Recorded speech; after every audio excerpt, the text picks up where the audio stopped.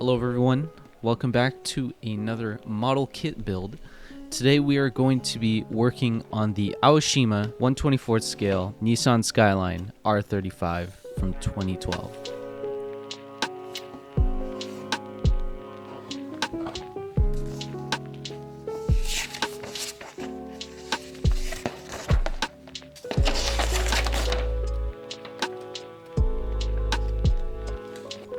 Now let's go ahead and take a look at the parts.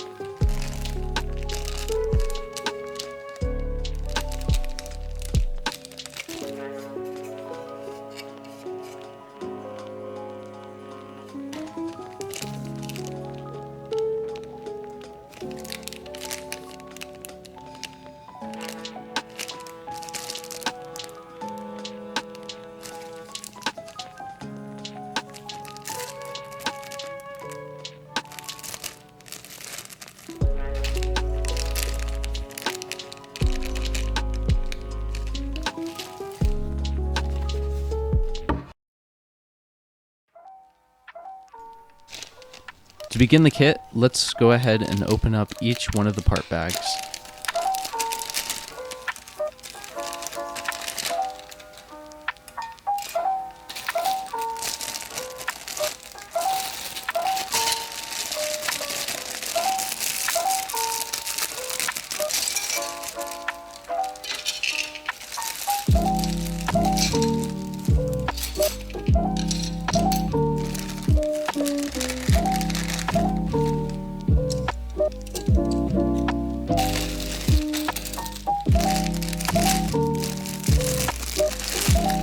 To begin the model kit, we will be first working on the chassis.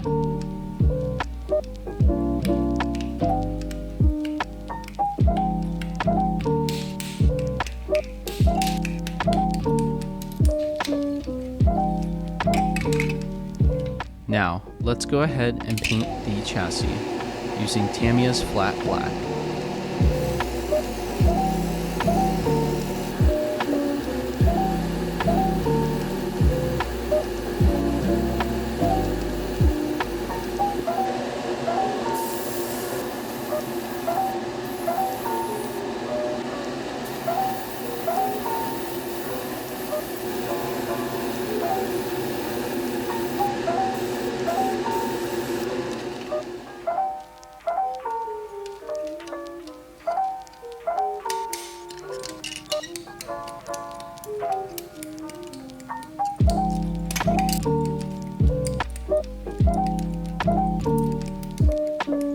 Before we move on to assembling the rest of the chassis, let's go ahead and begin painting the chassis itself. So to do this, I went ahead and masked out the area that would need to be painted. To paint this very specific area, I'll be using Tamiya's light gray.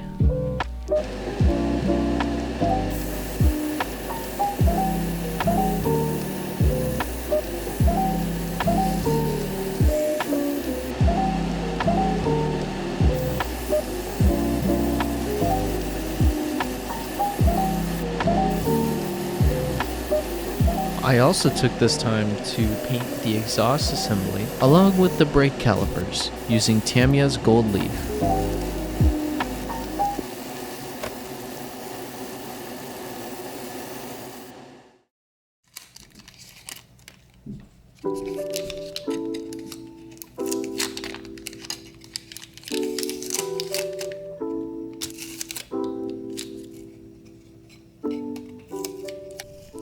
And here are the results. Now before painting the rest of the exhaust system, let's go ahead and move on to the brakes.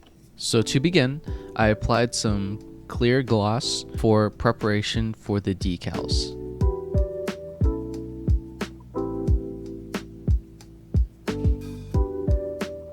Now let's go ahead and move on to the brake disc.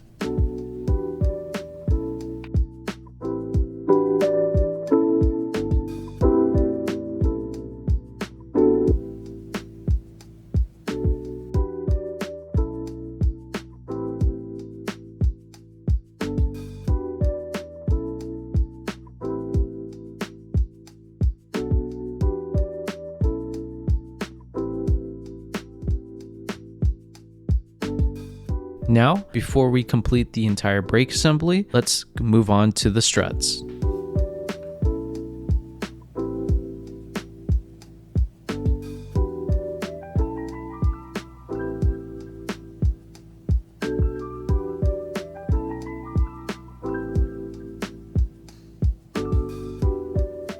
Now that we painted the struts, let's apply the decals to the brake calipers.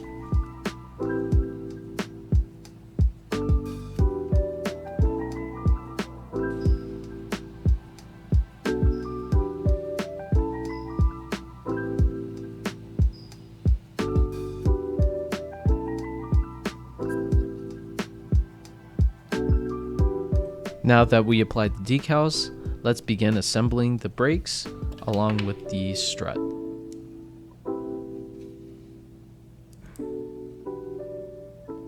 One thing to note about the Aoshima kit was that the brake disc moves alongside with the wheels.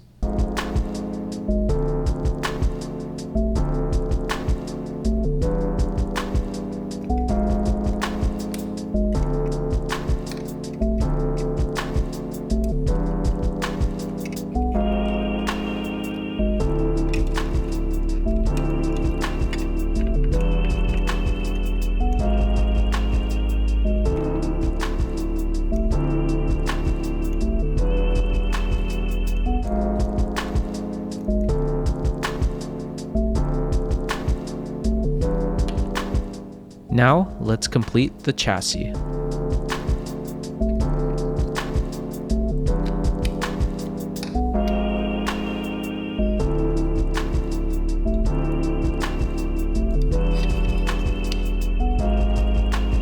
To paint the mid-chassis exhaust system, I used LAKEY's dark aluminum.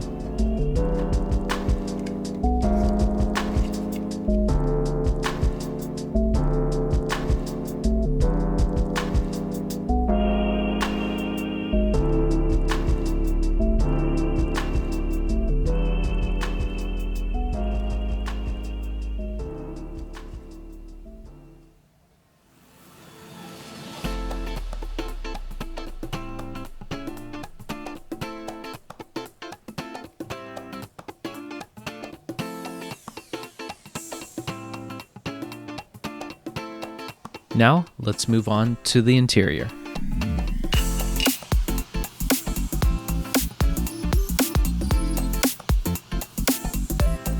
For this build, I decided to hand paint the seats, making sure to carefully paint in the marked areas.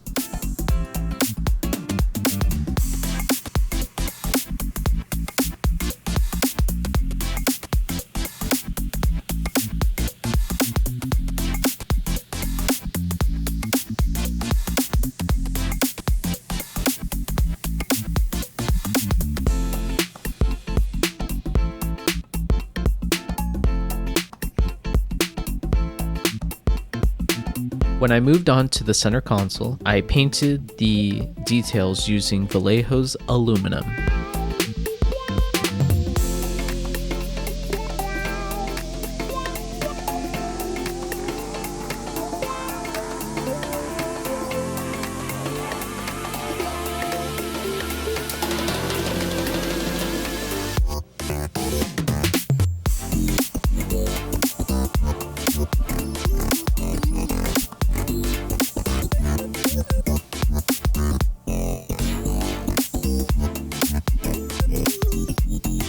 When I moved on to the dashboard, one of the more difficult aspects about this kit was actually painting the trims on the air vents from the AC units.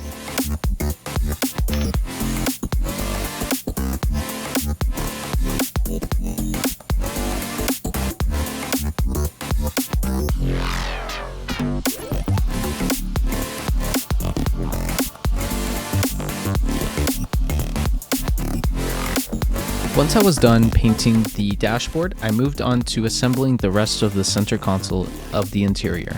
This included the areas such as the glove compartment and the center, along with the gear shifter.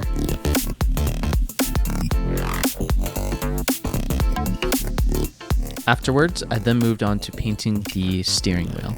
making sure to carefully paint the areas indicated in silver, along with afterwards applying a decal of the GTR logo into the center of the steering wheel.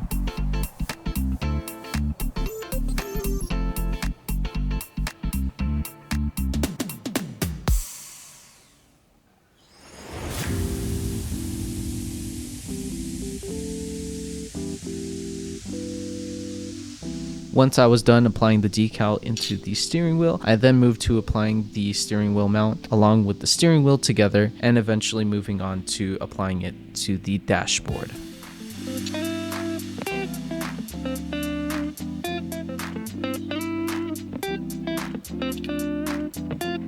However, before doing so, I made sure to apply the rest of the decals into the dashboard.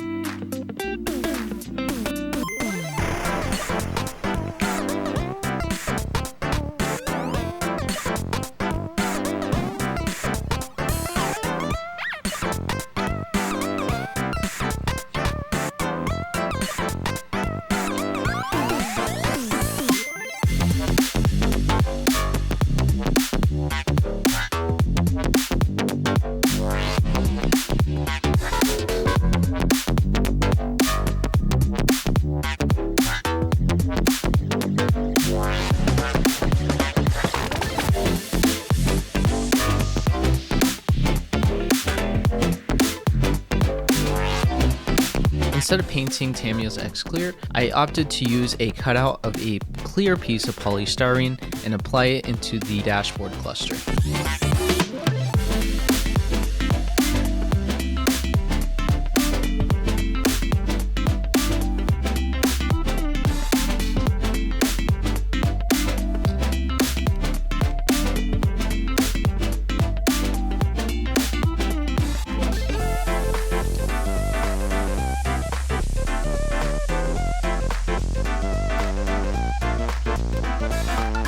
When detaching the seats, I noticed that the seats did not have any of the holes that usually the seat belts would be flowing through. So, to add more dimension, I opted to use a Dremel to cut open some holes.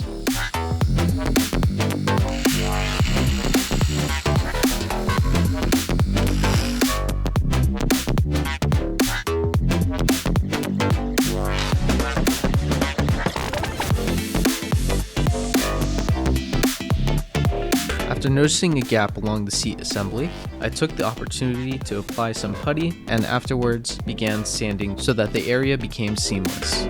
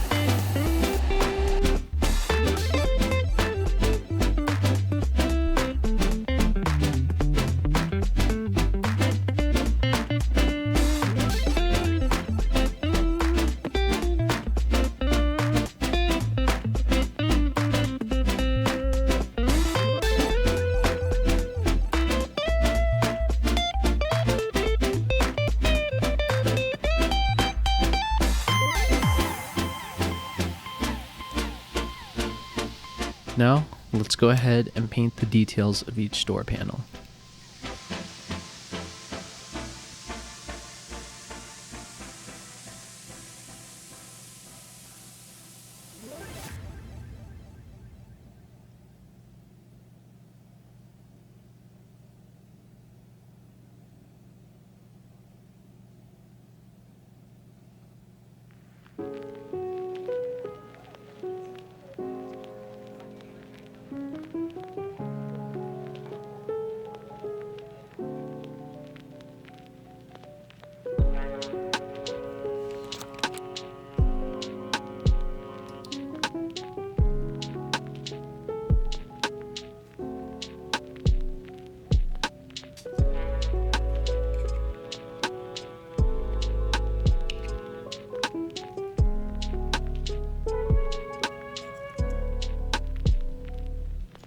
Once done assembling the seats to the main interior, I then moved to applying the door panels on the sides into the interior tub.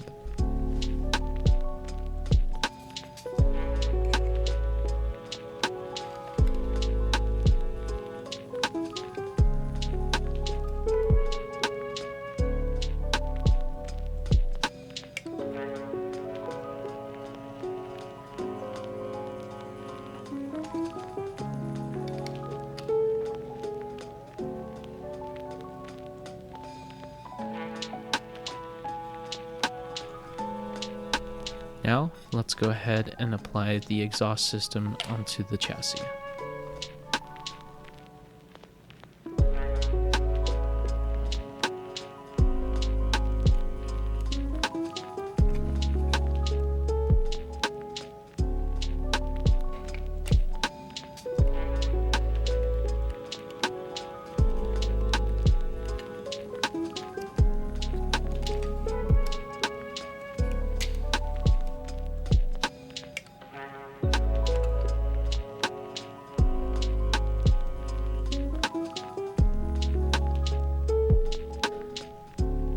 Once I was done, I then moved to cutting out the stock wheels.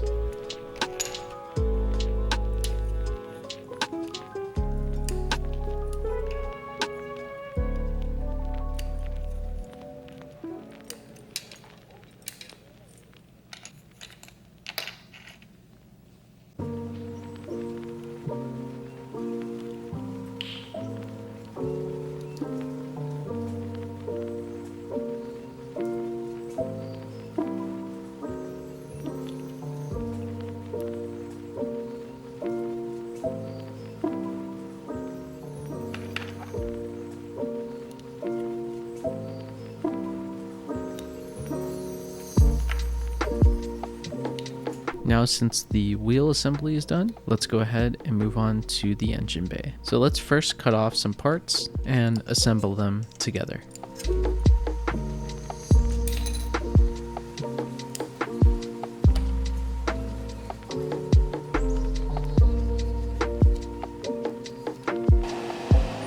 For painting, I mainly use Tamiya's Flat.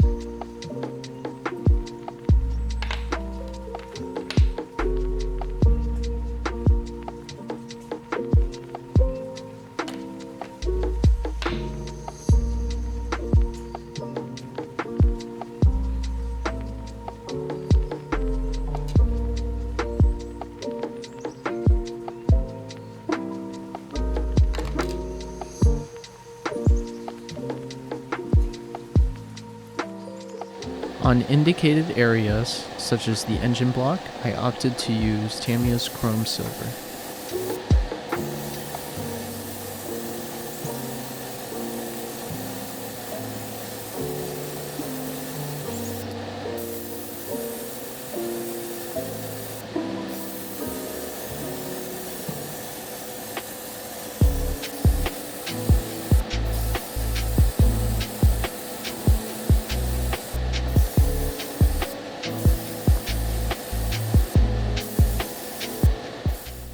After allowing the paint to dry, I then moved on to painting the details of the engine bay.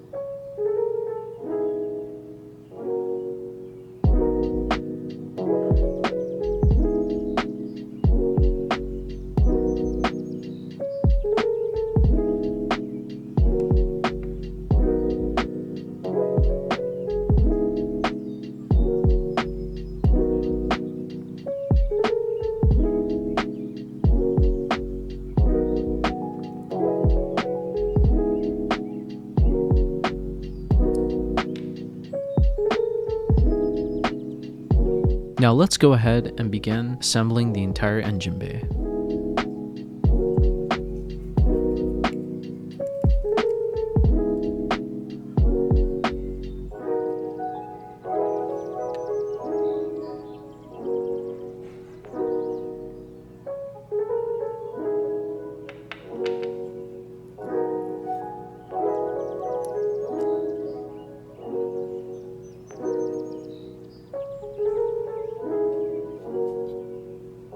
Now that the radiator is attached, let's begin attaching the engine bay into the chassis.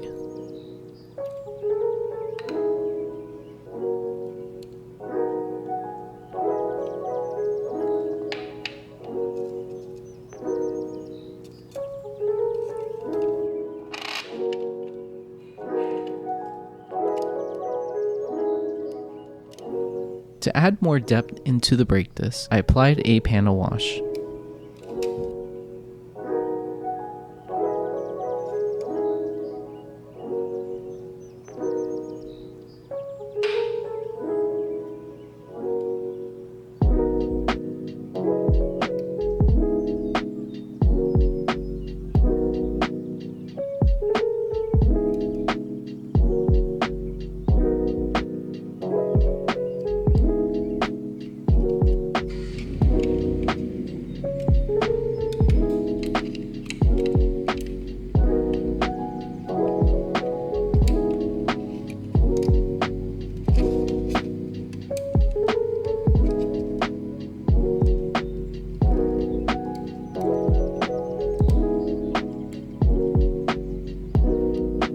To recreate the chrome emblem on the engine, I applied some Molotov chrome marker onto a piece of polystyrene and stamped it onto the raised area. Afterwards, I applied the rest of the decals in the engine bay.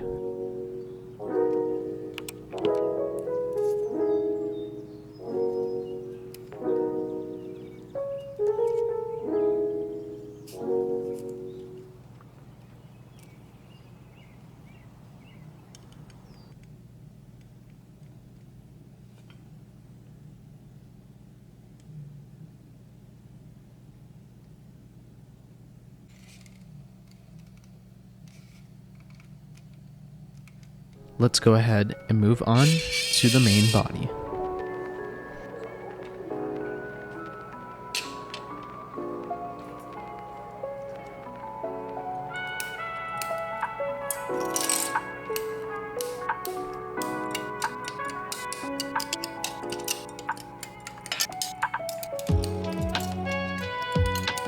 Once removing all the body panels from the sprue, I moved to applying some Sharpie over the seams, along with some areas where glue would need to be applied to.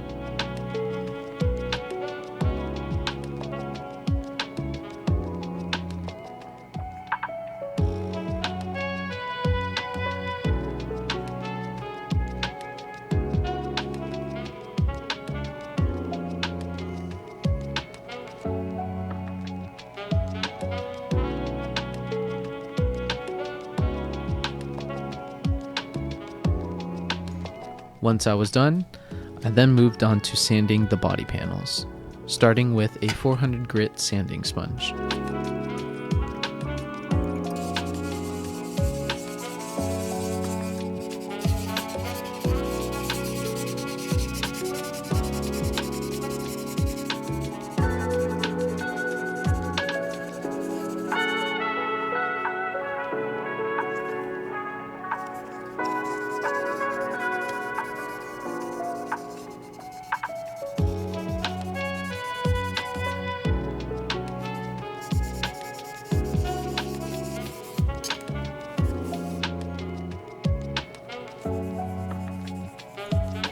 Once that was done, I then moved to scribing some of the panel lines to show more definition and depth.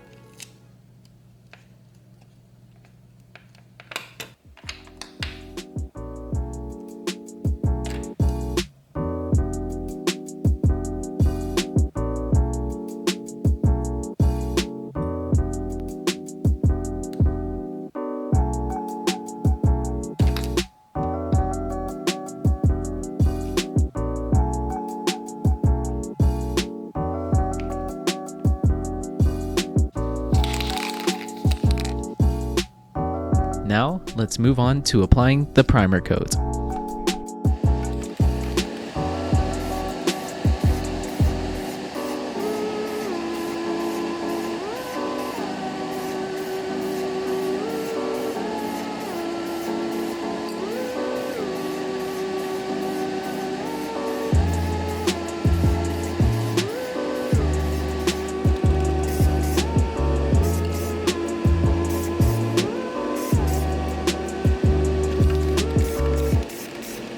Once allowing the paint to dry, I then moved on to wet sanding it lightly with a 25 grit sanding sponge. After that was complete, I began painting the undercoat. This consisted of Tamiya's XF1 flat black.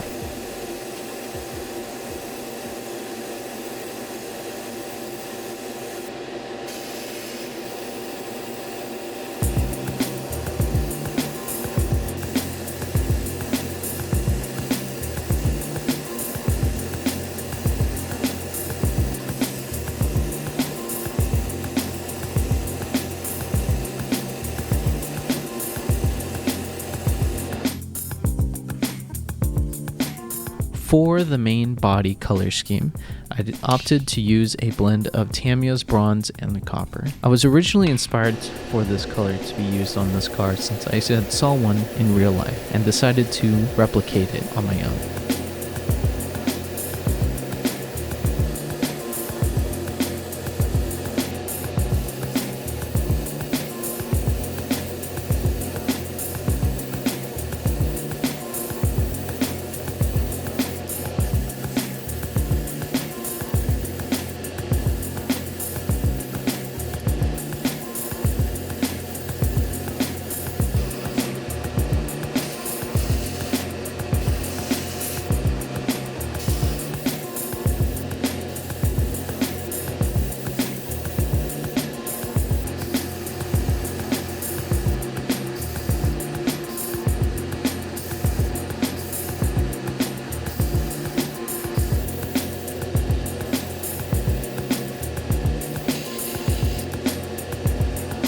Once the paint had dried, I began masking the certain areas which I would eventually paint flat black.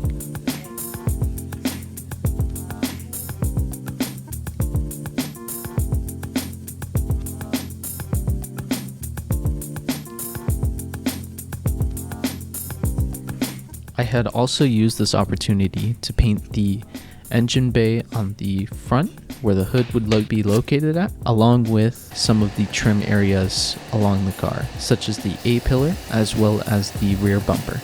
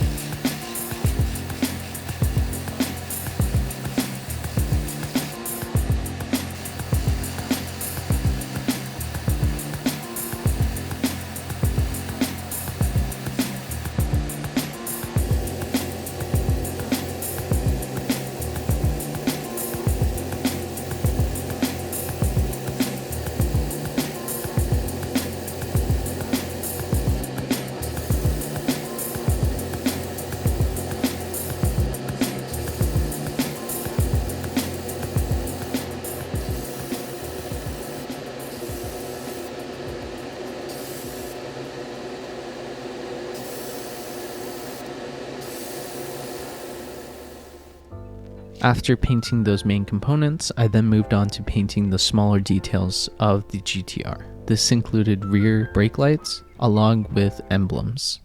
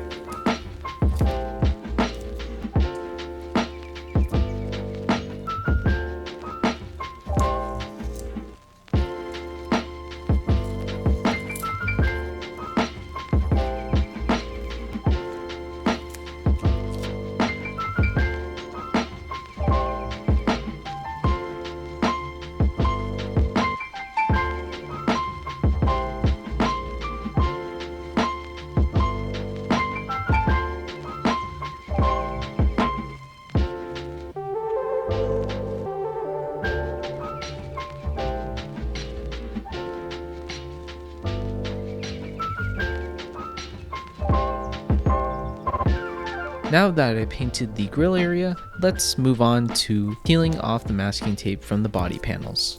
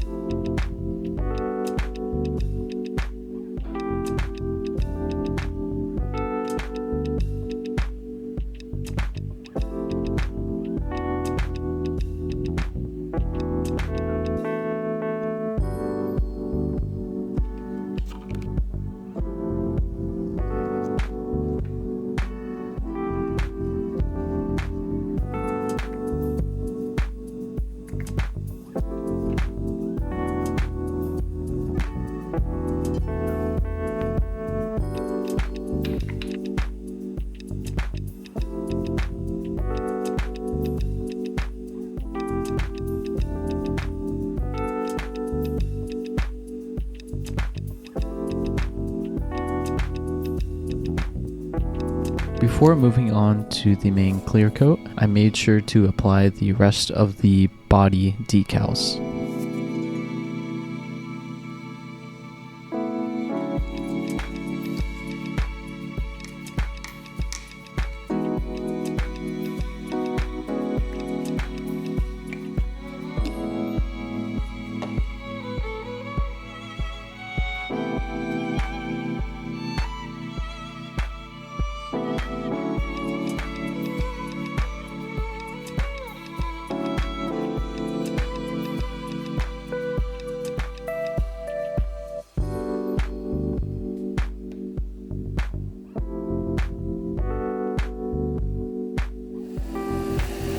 To begin with the top coat, I made sure to apply some Tamiya's X22 clear.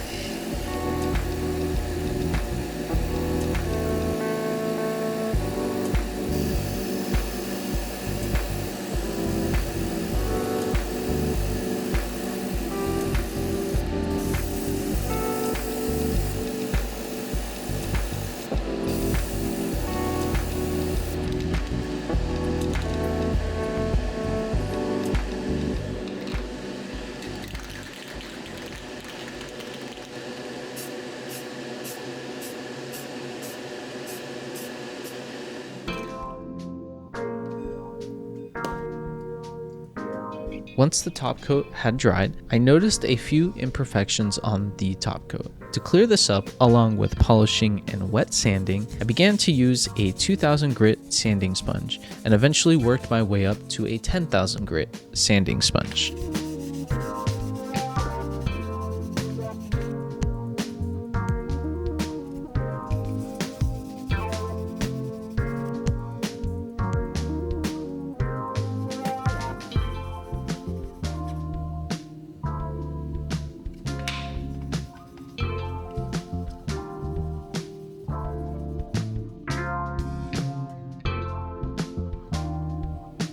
Now let's move on to painting the clear parts. So the main component of the clear parts was the windshield along with the window tub. Aoshima included pre-cut masking for the windows. This really helped a lot.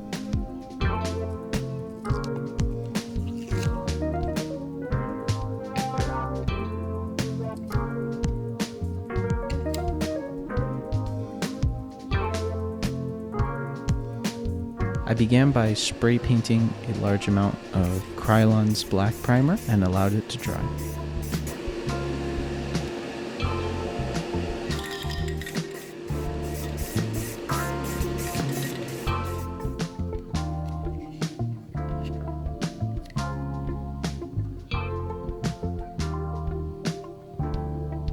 When peeling the masking tape, I realized that the paint was not able to stick to the clear part. In order to fix this, I dipped the entire clear part into 90% isopropyl alcohol, which would allow the paint to seep out and would eventually need to repaint it using Tamiya's flat black.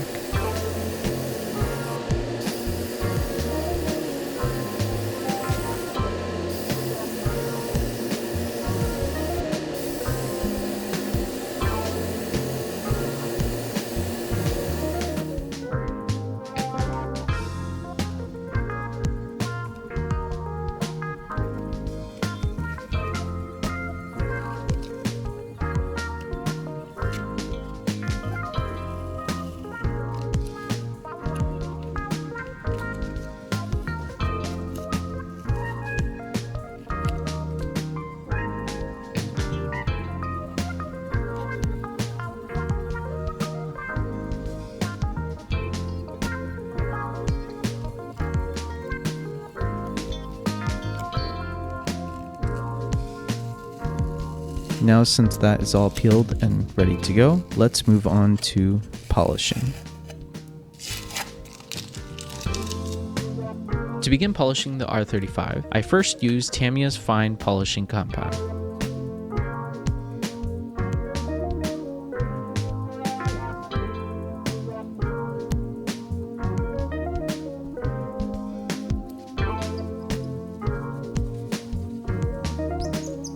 Now let's begin using Tamiya's finishing compound.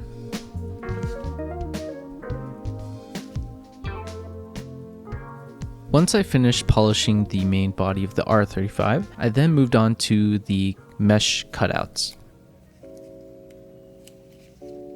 To begin cutting out, I first applied some masking tape over the instruction manual, which provided a real scale replica of the grille cutouts. Then I traced them out using a pen and would later apply them over the mesh that was provided by Aoshima, which would later be assembled behind the front bumper.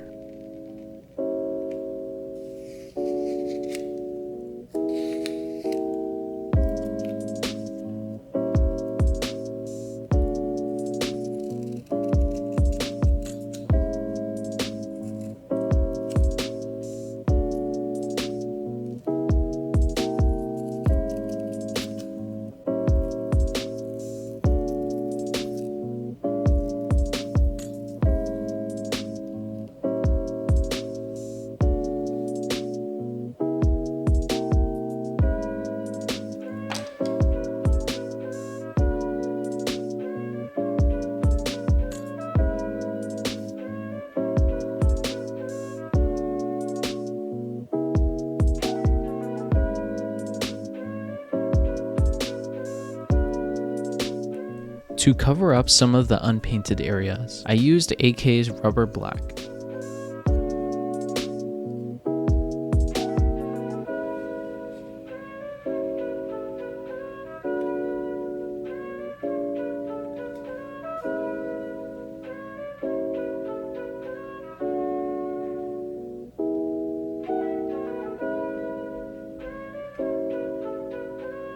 To complete the headlight assembly, I opted to apply a decal to the marked and indicated areas.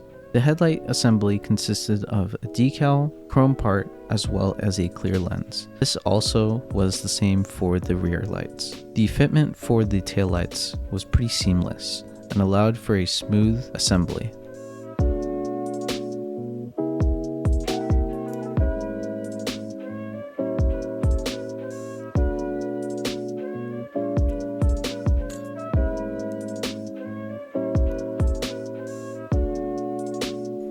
Once I was done applying the headlight and rear taillight assembly, I then moved on to gluing the rest of the body panels into the main body. Now, let's move on to the smaller details.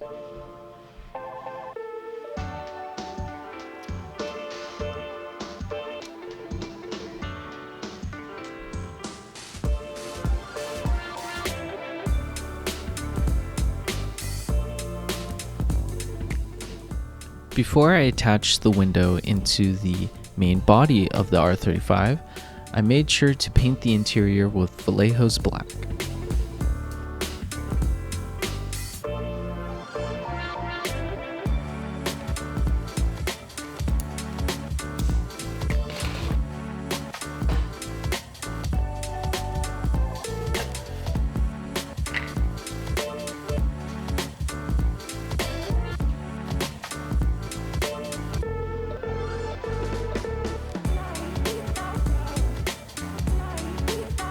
The headlight assembly for this kit was a bit tricky and needed extra cutting in certain areas. However, once that was done, I was able to assemble the headlights using Tamiya's thin cement.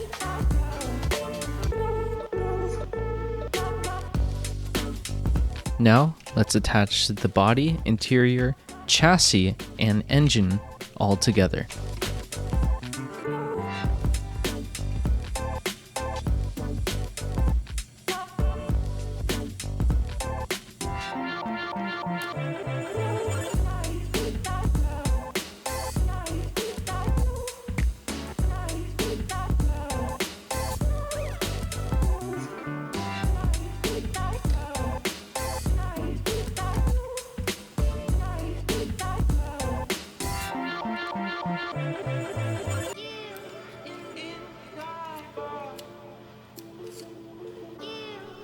Now, let's apply the rest of the decals into the body. This included one on the engine bay and the rest on the clear parts.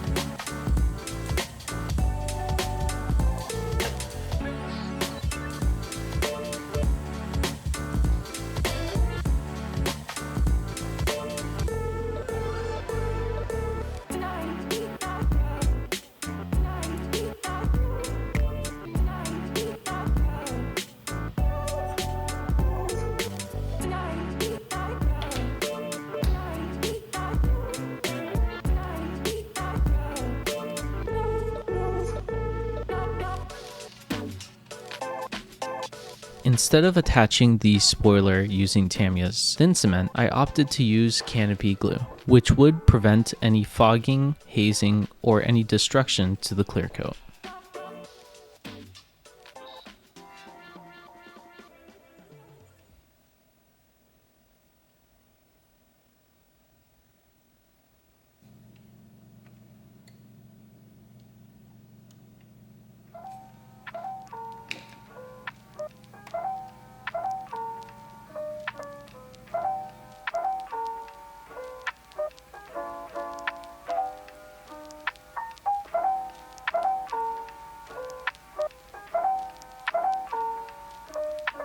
Once I had set the decals on the rims, the model was complete.